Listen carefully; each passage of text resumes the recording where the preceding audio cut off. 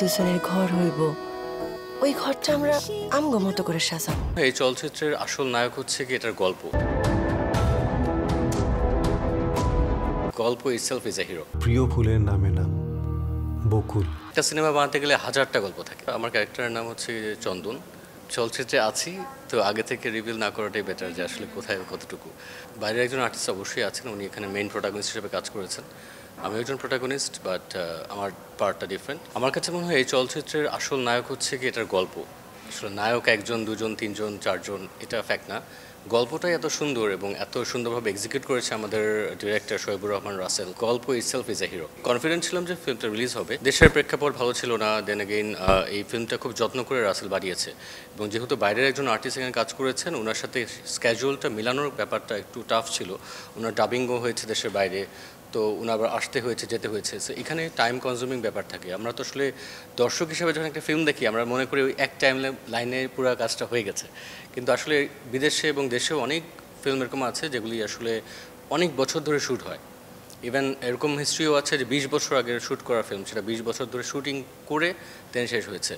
Even you can talk about Avatar, Steven স্পিলবার্গের। এটা যখন প্ল্যানিং হয়েছে, স্ক্রিপ্টিং হয়েছে, যখন তারা কাজ শুরু করেছে, তখন এই টেকনোলজি এক্সিস্ট করতো না। They waited for the technology to exist, তারপরে তারা এই শুটিংটা কমপ্লিট করতে পেরেছে। So I don't think that's relevant to the film making. জি জি, সিনেমার পিছনে বহু গল্প থাকে, নট অনলি একটা সিনেমা বানাতে গেলে হাজারটা গল্প থাকে। নন্দিনী নিয়ে বলতে পারি, আসলে আমাদের যেই পার্টটা গ্রামে শ্যুট হয়েছিল, সেখানে আমরা একটা অনেক পুরাতন একটা জমিদার বাড়িতে কাজ করেছিলাম, প্রায় 450 বছর পুরনো। সেখানে বেশ কিছু ভৌতিক ব্যাপার ছিল যেটা আমরা জানার, ওখানে যে পৌঁছানোর পরে আশেপাশের মানুষ থেকে শুনতে পেলাম। তো আমাদের শুটিংয়ের কিছু পার্ট ছিল যেখানে সন্ধ্যার পরেও কাজ করতে হয়েছে, তা আমাদের বেশ ভৌতিক একটা পরিবেশে থাকতে হয়েছে এবং খুবই জড়সড় হয়ে আমরা কাজ করেছিলাম। বাট যদিও আমি কাউকে দেখিনি, ভূত কাউকে। বসুন্ধরা টিস্যু অশুদ্ধতার বিরুদ্ধে এক বিন্দুও ছাড় নয়। I believe in spirits but not ভূত।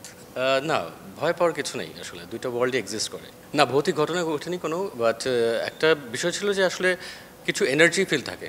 যে এখন আমরা এখানে বসে আছি, we can feel that's a very একটা সুদিং জায়গা, এসি রুম করা আছে, সো আপনার লাগছে না।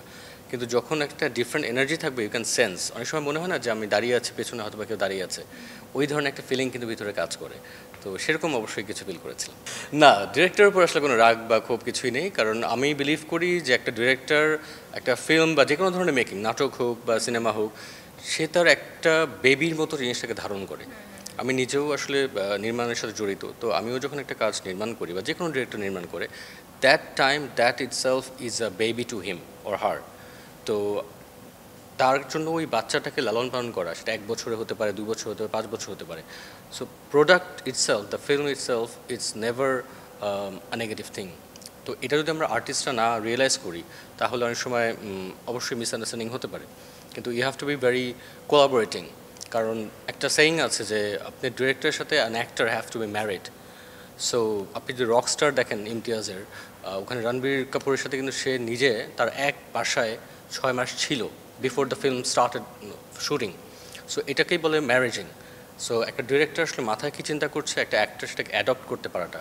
কারণ দেখেন, আমি আপনাকে একটা কথা বলবো, এই কথাটা যখন আপনি কি আরেকজনকে বলবেন, সেম টু সেম বলতে পারবেন না, একটু হলেও হেরফের হবে। সো বিষয়টা হচ্ছে কি, আপনাকে যখন আমি একটা মেসেজ কনভে করব, এই দুইটা যদি আমরা আগে থেকে ডিসকাশন করে পুরো জিনিসটাকে একটা জায়গায় কোলাবোরেট করি, তখন itself become a big thing. না, আমি আসলে মূলত বিজ্ঞাপন চিত্রই নির্মাণ করি, বাট যেটা হয়েছে যে বেশ কিছু ফিল্ম আমার করা আছে।